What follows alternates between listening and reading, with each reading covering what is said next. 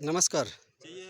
आज हम आपको प्राकृतिक खेती की तरफ लेके जा रहे हैं कि जिस तरीके से प्राकृतिक खेती किस तरीके से तैयार की जाती है। और आज ये जो एक हमारा ग्रुप आया हुआ है पूर्ण रूप से, जिस तरीके से जो सभी किसान जो यहाँ खड़े हुए हैं और ये जो लहसुन के खेत में आए हुए हैं और ये किस तरीके से जो हमारी प्राकृतिक खेती तैयार होती है उसके बारे में हम बात करेंगे।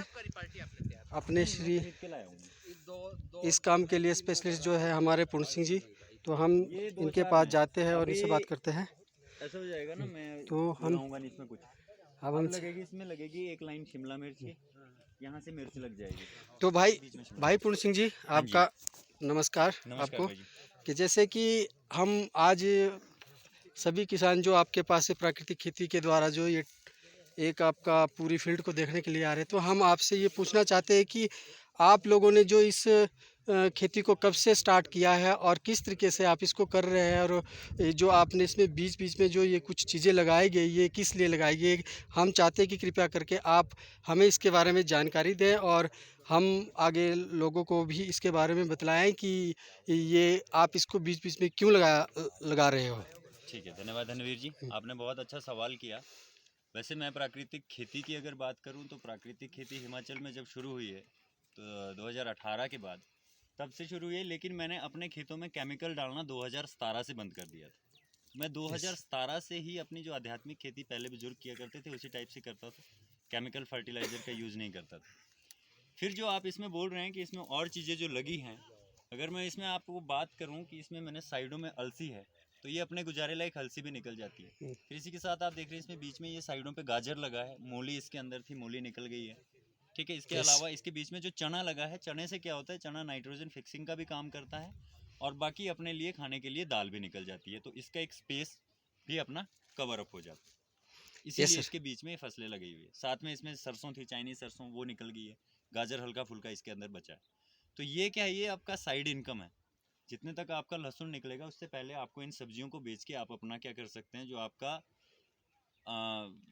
लेबर कॉस्ट जाता है वो आपका इसमें से निकल सकता है। मतलब मिश्रित खेती करके आप इसमें से सहयोगी फसल के रूप में ले सकते हैं। ठीक है, तो पूर्ण सिंह जी, बाकी हम ये जानना चाहते हैं कि इसमें जो आपने ये थोड़ा ऊपर से लहसुन के ऊपर जो ये डाला, ये इसे मल्चिंग। क्या कहते हैं, तो इसके देखिए बारे में भी हमारे आप। पास बहुत सारे ये होता है, जैसे आजकल अभी मटर लगा है, मटर के बाद जो हमारा अवशेष बचता है, हम उस अवशेष को क्या करते हैं, या तो पशु को खिला देते हैं। टमाटर के बाद अवशेष बचता है, उसको भी क्या करते हैं, जला देते हैं। लेकिन अगर आप उसका सही से इस्तेमाल करें, लहसुन लगाना है आपने, लहसुन लगाकर क्या कर सकते हैं, टमाटर के वेस्ट को आप उसके ऊपर मल्चिंग के रूप में यूज़ कर सकते हैं। अगर आप उसमें रेगुलरली हम जो यूज़ करते हैं फॉर्मुलेशन जीवामृत, वो उसमें डालेंगे तो उससे क्या होगा, वो डिकम्पोज हो जाएगा और आपकी फसल को खाद के रूप में मिल सर। जाएगा। यानी कि आपकी जो पिछली फसल थी, टमाटर था या मटर था, उसने ज़मीन से जितनी चीज़ें ली ना, वो उसी के अंदर थी। जब आपने उसको वापस डाइवर्ट किया ना खेत के अंदर, तो वो जितने उसने लिया था वो सारा वापस खेत को दे दिया। तो सर, जैसे कि ये जो हम आपने ये जो प्राकृतिक तरीके से ये क्या तैयार किया गया, तो इसमें सेहत के प्रति लोगों को क्या इसका फ़ायदा मिलेगा। देखिए सेहत के लिए सबसे बड़ी बात है, अगर हम बात को बताएं, सारे लोग किसान हैं, आपको ये भी पता होना चाहिए कि मान लीजिए हम जो स्प्रे करते हैं, क्या हमें पता है वो कितनी परसेंट हमारी फसल को मिलती है और बाकी कितनी परसेंट वातावरण में जाती है। 1% हमारी फसल को मिलता है और 99% वायुमंडल में चला जाता है। तो उसका लॉस किसको है, हमारे को, आपको। हम किस पे निर्भर है, वायुमंडल पे, ऑक्सीजन वहाँ से ले रहे हैं, खाना पीना सारा वहाँ से। देखिए मैं अगर स्वास्थ्य की बात करूँ तो स्वास्थ्य के लिए जितना आप केमिकल फर्टिलाइज़र यूज़ करते हैं, उससे एक हमारे शरीर के लिए भी हानिकारक है, हमारे खेतों के लिए भी हानिकारक है। दिन प्रतिदिन खेतों की उर्वरकता क्षमता खत्म होती जा रही है।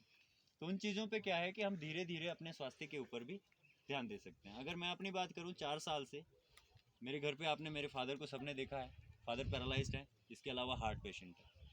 जब से मैंने केमिकल बंद किया उसके 1 साल बाद से मेरे फादर की, हार्ट पेशेंट का आपको पता है कि टैबलेट लेते ही हैं, लेकिन मेरे फादर पिछले 3 साल से कोई टैबलेट यूज़ नहीं करते। लेकिन इसके पीछे एक रीज़न है कि मैं बाहर की मार्केट की कोई भी चीज़ हम घर में यूज़ नहीं करते, इंक्लूड रिफाइंड, इंक्लूड डिपू का राशन भी नहीं आता है।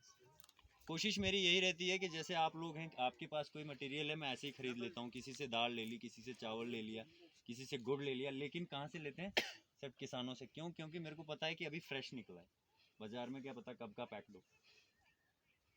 ठीक है, तो कोशिश यही रहनी चाहिए कि जितना हमारे को किसानों से मिल रहा है कम से कम फ्रेश तो मिल रहा है। अगर हम अच्छा खाएंगे तभी जाके हमारे को मिलेगा। अब बात करें कि अगर हमारे को स्वस्थ रहने के लिए, आप बात करेंगे कि मैंने गाजर लगाया हुआ है जी खेत में और खाना है उसको।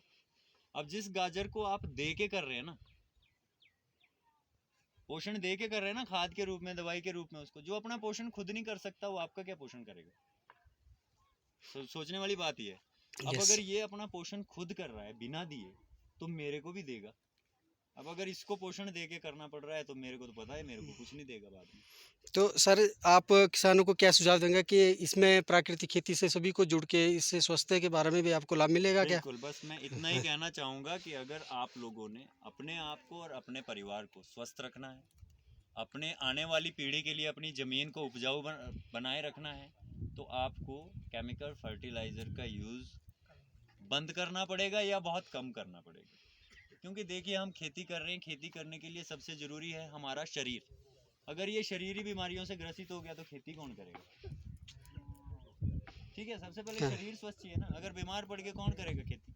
ठीक है, धन्यवाद पुलिस है, जी धन्यवाद आपका अजय जी। जो आपने जानकारी दी। ठीक है, थैंक यू। ठीक है, बाकी इसमें अभी तक अगर आपको मैं बात बताऊं ना, आप मैं लोग चाहता बोल हूं रहे कि होंगे, कृपया करके जो इस आप लोग खाद डालते हैं, वीडियो को सब देख कुछ रहे हैं करते तो हैं। कृपया मैंने करके इस खेत में अभी तक इस सिर्फ 2 बार जीवामृत डाला। को आगे शेयर करें और लाइक फसल करें की और बात कर सभी रहा हूँ। लोगों तक पहुंचाएं ताकि तीसरा लोगों ड्रम को वहाँ इसके पे बारे में लगा है। पता लगे कि आखिरकार जो चित्र भाई पूछ रहे प्राकृतिक थे अभी खेती कि होती है वो प्रिजर्व किस तरीके कैसे से किया जाता स्वस्थ है। होती देखिए है भाई और जी, किस क्या है, तरीके वैसे से प्रिजर्व इसको किया वो जाता है आगे की 15 दिन के जनरेशन लिए को सही तरीके से जीवामृत रख को, सकती है। तो लेकिन मैं इसको हम एक्सटेंड भी कर कहता सकते हूँ कि हैं। कृपया मेरा करके अपना सब पैटर्न है कि जो मैं लोग उसको हैं कैसे करता हूँ। प्राकृतिक खेती को अब वो करना आप चाहते हो सबको नहीं कृपया बोल करके सकता, इसमें क्योंकि आप लोग अभी ज़रूर क्या नया शुरू कर रहे हैं और ज़रूर शुरू 15 करें। दिन बाद धन्यवाद।